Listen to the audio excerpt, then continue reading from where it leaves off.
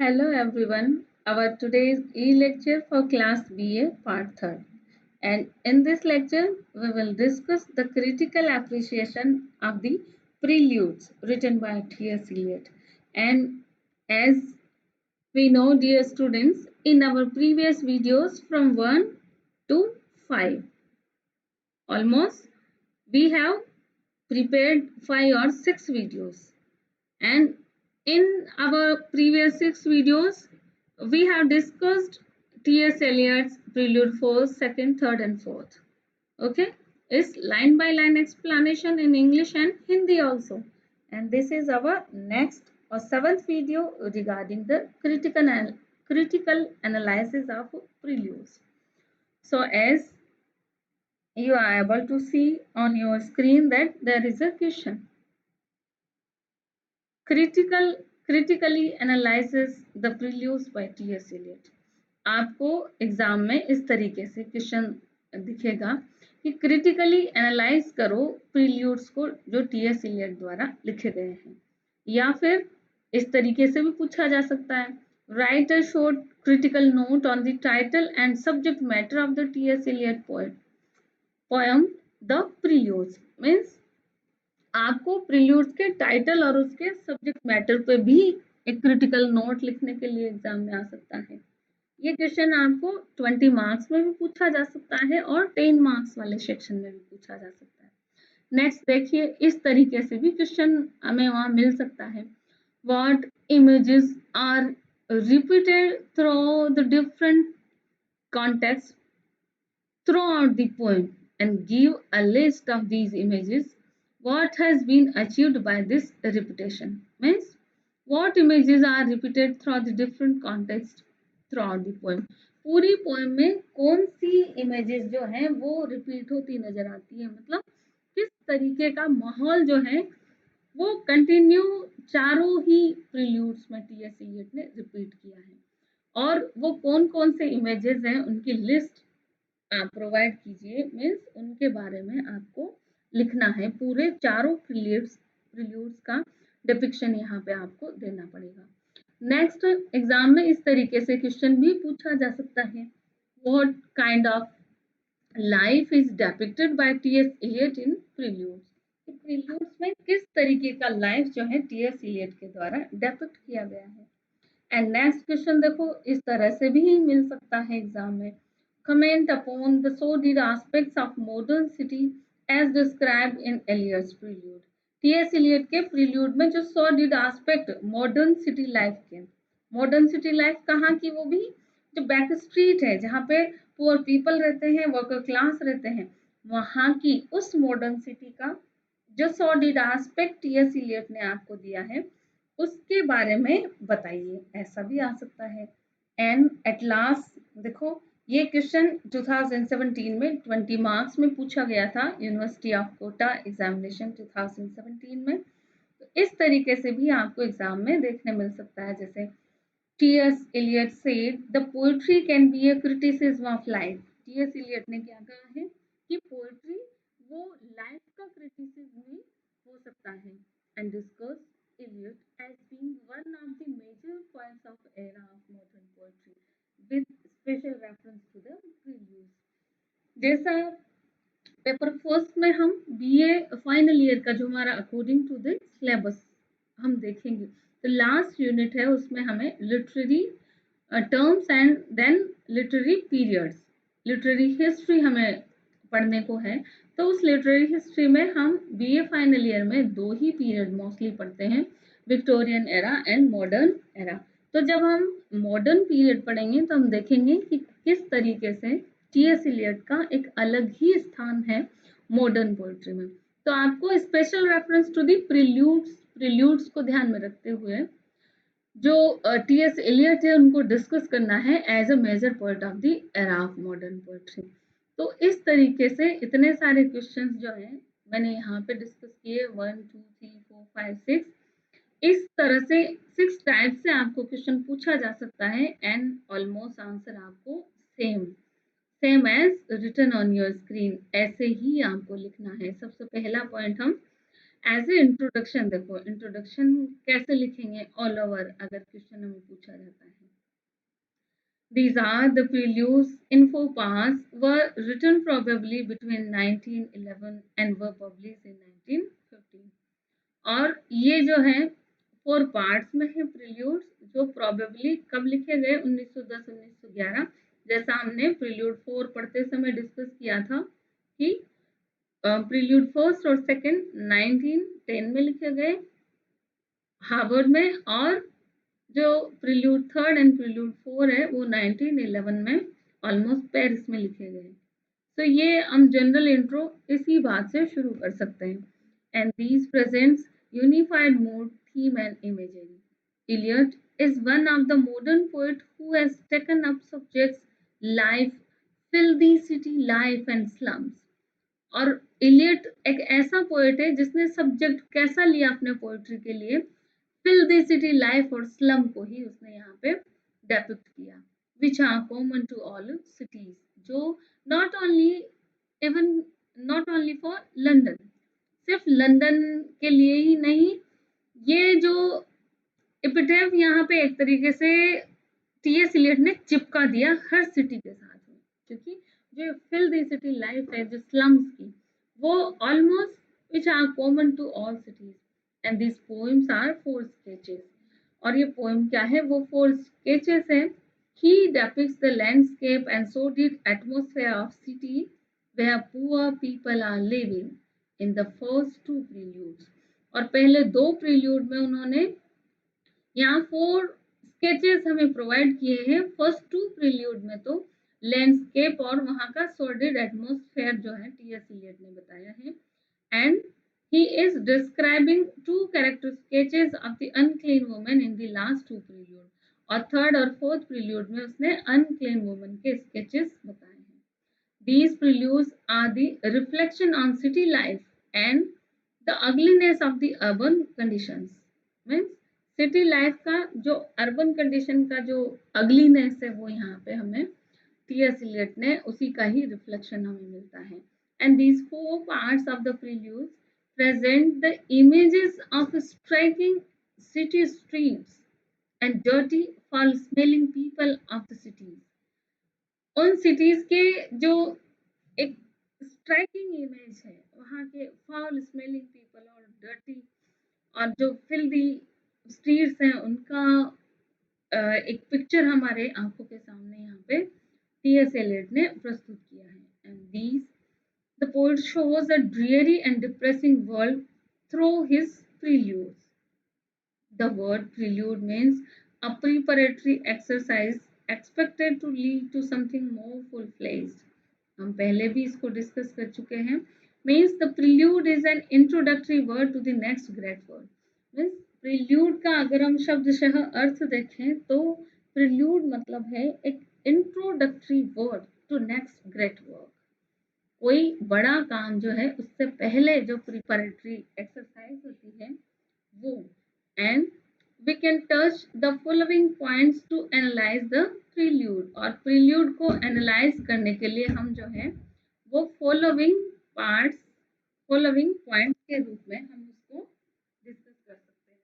तो ये हमारे प्रील्यूड्स हैं, और फर्स्ट पार्ट फर्स्ट पॉइंट जो हम यहाँ पे देखेंगे, the first point of our prelude is the purpose of writing the preludes। Means in the preludes written by T.S. Eliot, he presents the images of striking city streets and dirty, foul-smelling people।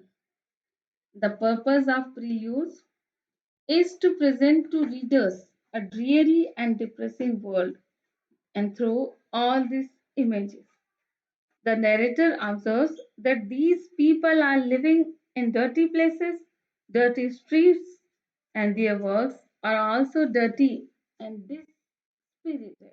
Dispirited क्यों कहा है? Means उन जो back streets of city of London में रहने वाले जो working class है, जो पुअर डाउन ट्रोडन पीपल है, तो उनका लाइफ को इस तरीके से टीएस एलियट द्वारा डिपिक्ट किया गया है। Means the narrator observes that these people which kind of which people The people who are living in the back streets of London City means these people are living in dirty places, dirty streets, and their work are also dirty and dispirited. Dispirited as we see in the character of unclean woman, and they suffer the fertile round of activities and prescribed hours.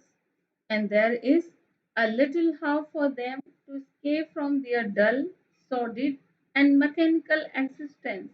Means they can't escape from a sordid life. Even the poor people probably destined to lead the miserable life. Not यहाँ पे हमें दिख रहा है about content as purpose of writing the prelude अगर हमें short questions में जैसे पूछा गया है write the purpose of writing the prelude and write about the theme and title of the prelude तो हम इस तरीके से लिख सकते हैं जैसा हमने पॉइंट फर्स्ट में डिस्कस किया कि इस प्रील्यूड को लिखने का राइटर का पर्पस क्या हो सकता है तो हम ऐसा हेडिंग भी बना सकते हैं purpose of writing the prelude और फिर जो हमने इंट्रोडक्शन में लिखा है उसको हम purpose of writing the preludes heading बना करके उसमें भी लिख सकते हैं means above content as the purpose of writing preludes can be used as title like the subject matter of the preludes and title of the preludes और इसको हम इस तरीके से भी पॉइंट बना सकते हैं the subject matter of the prelude या the title of the prelude and the second point is images depicted in preludes अब prelude में कौन कौन सी images depict की गई है they are There are very striking images depicted by T.S. Eliot in his preludes. Here are the images of striking streets and dirty, foul-smelling people, and all these images present gloomy and depressive world around the poor people living in city streets. And following are the images presented by T.S. Eliot in his prelude first to fourth. और images जो हमसे पूछा था question कि कौन कौन से images जो हैं टीएस इलियट ने डिपिक्ट किए हैं तो प्रील्यूड फर्स्ट से फोर्थ तक के जो इमेजेस हैं उनको हम इस तरीके से बता सकते हैं जैसे evening scene in prelude first में कैसा है evening scene In his first prelude, T.S. Eliot presents very striking image of evening. He says the smoky days comes to the end and it is 6 o'clock at evening. The gust of wind and the air are driving dirty leaves and newspapers from the open places. And usually these open places are used for dumping. Dumping means जहाँ पे लोग कचरा फेंकते हैं garbage इकट्ठा करते हैं तो ऐसे खाली जगहों पे वो रेन विंट्री इवनिंग में रेन और होती है और वहाँ पे वो जो है इतना डर्टी और फिल्दी सा जो माहौल है सारे न्यूज़पेपर उन ओपन प्लेसेस में डर्टी लीव्स जो हैं विदर्ड लीव्स सब कुछ उनमें फैला पड़ा है The showers of the rain strike against the broken blinds and chimney pots. The beautiful line at the end of the prelude first and ends the scene with a quiet excitement, a thing, a hint of hope. Means first prelude में बहुत एक उम्मीद की किरण के साथ में TS Elliot prelude first को खत्म करता है जैसे जब वो कहता है कैसे and then the lighting of the lamps और अब लैंप जल उठे हैं और फिर शुरू होता है सेकंड सीन प्रील्यूड सेकंड का सीन वो क्या है देखो सीन ऑफ डाउन अब अर्ली मॉर्निंग का सीन है प्रील्यूड सेकंड में and the second prelude opens with the morning scene as we have discussed that the first two preludes describe landscape and atmosphere and the last three and fourth prelude describe the character sketch so in the prelude second we come across the gloomy picture of street of city London and the beginning of the day is greeted with the smell of beer. In the second prelude, there is the image of more sordid aspect of city life. And next is the picture of third prelude. अब देखो third prelude में हमें क्या देखने को मिलता है यहाँ पे, the picture of unclean woman in prelude third. So this prelude is also opens with morning scene।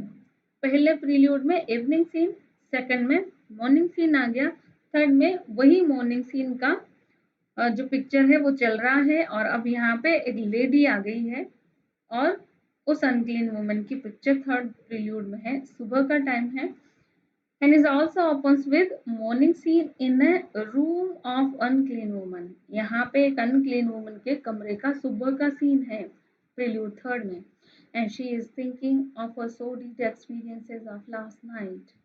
And next, here is the image of that all sordid images fluttered before her eyes, and she compares herself with the street, and the street is also like the unclean woman, and the unclean woman is depicted by T.S. Eliot, and as he is destined to lead the gloomy and sordid life. And this is the picture of unclean woman as depicted by T.S. Eliot in Prelude Third. And next is in Prelude Fourth. Again, evening scene in Prelude Fourth we can see. And in the fourth prelude, we find the image of unclean woman again. And Eliot, in his imagination, he compares the street with an unclean woman. There is a fine imagery, as the poet says, that like the unclean woman, the street lies on her back and passively enduring the pressure of men mounted on her. And the sky is also looking, bending out the street. Thus, T.S. Eliot depicts the very striking images in his preludes। और इस तरीके से जो बहुत striking images है हमें यहाँ पे टी.एस. इलियट के इन प्रील्यूड्स में देखने को मिलती है। तो अगर हमें क्वेश्चंस इस तरीके से पूछे जाएं जैसा हमने डिस्कस किया था कि critically analyses the poem by T S. Eliot, तो इन प्रील्यूड्स को हम क्रिटिकली एनालाइज निम्न प्रकार से करेंगे जैसा हमने अभी यहाँ पे डिस्कस किया। So dear students, this is our today's e-lecture regarding the critical analysis of the poem, we can say Preludes by T.S. Eliot. And this is the series of 7 lectures regarding the preludes written by T.S. Eliot. So please watch from video 1st to video 7 so that you can easy to understand the preludes, the purpose of writing prelude, the subject matter of the preludes, even what is mean by preludes in there as written by T.S. Eliot. So please watch from video 1st to 7. This is regarding from preludes, and I hope all of you enjoyed that, and it would be very beneficial to your studies. So be with me in our next upcoming videos and get ready, okay, get ready to achieve more and more from the videos. And if you have any inconvenience, any problem, please write on comment box, and you can write on my personal WhatsApp number also. So have a nice time and enjoy English literature.